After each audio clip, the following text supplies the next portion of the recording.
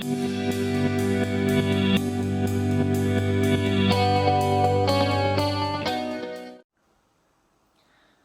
everyone, my name is Nathan, and today in our Life Connect Harvest series we are going to be looking at the title You Reap What You Sow from Galatians chapter 6 and verse 6 to 10.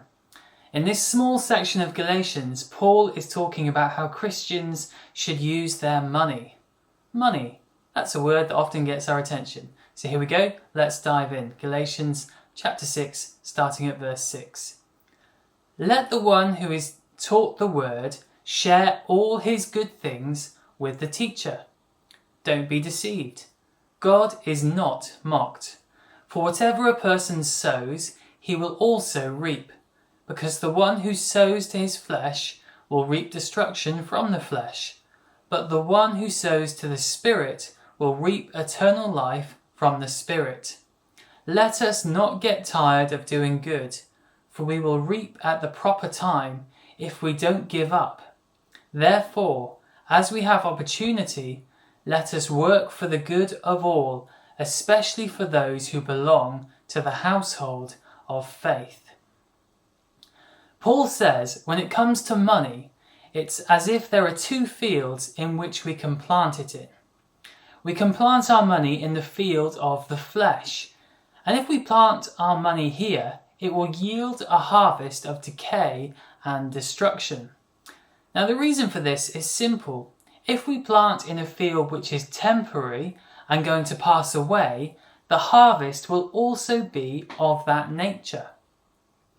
And this is the first field that we can plant our money in. The second field we can plant our money in is the field of the Spirit. If we plant our money here, we will yield a harvest of eternal life. And again, the reason for this makes sense. If we plant in an eternal, life-giving field, the harvest will be of that nature. Now, this seems like a no-brainer, doesn't it? The choice between these two things, between decay and destruction and eternal life, it's just a no-brainer. However, in verse 7, Paul warns us not to be deceived. Now, if Paul gives us this warning, it means that there's a distinct possibility we could be, or even at this very moment, are being deceived.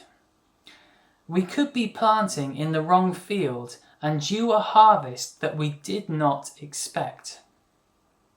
So how can we know if we're planting in the right field? Let's take a look back through the text and see what Paul has to say. In verse 6, Paul tells us that those who are being taught the word should share all their good things with those who teach. In other words, congregations have a responsibility to support the life and ministry of their local church. Paul gives this as an example of planting in the right field. Now, unfortunately for our bank balances, Paul doesn't stop there. He gives more examples. In verse 10, Paul says, let us work for the good of all. That's right, all. This is a pretty broad category. Paul is using a phrase that was commonly used at the time to speak of a person's financial responsibility in community life. In the UK, we've had an example of this recently with Eat Out to Help Out, a scheme that kind of encouraged people to spend money for the good of others. And Paul expects us to take on a financial responsibility in the communities we belong to.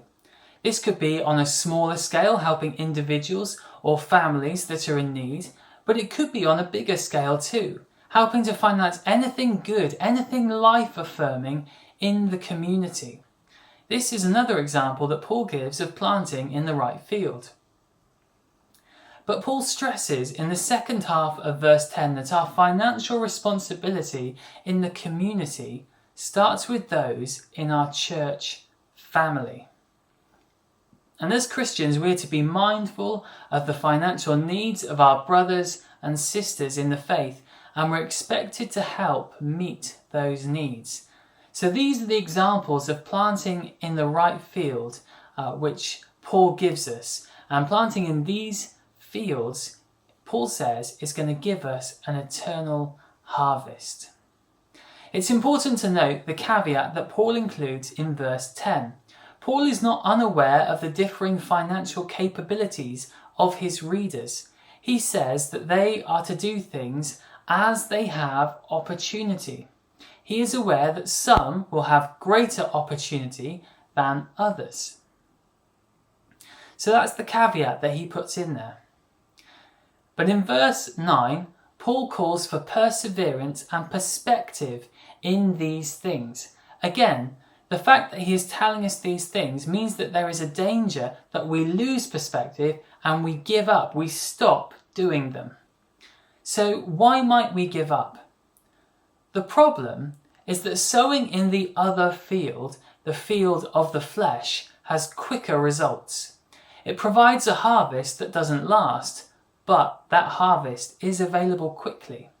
And when faced with the prospect of a long and seemingly uncertain wait in the field of the Spirit, or a quick result in the field of the flesh, we might be tempted to give up waiting and take the immediate option. However, Paul tells us if we persevere planting in the field of the Spirit, we will receive the good and lasting harvest that we have planted for. Now, this text offers us plenty of challenges as we think about our own finances. For instance, what financial opportunity have we been given? How are we using that opportunity? In which field are we planting the money? Are we using the money God has given us for ourselves or serving His kingdom?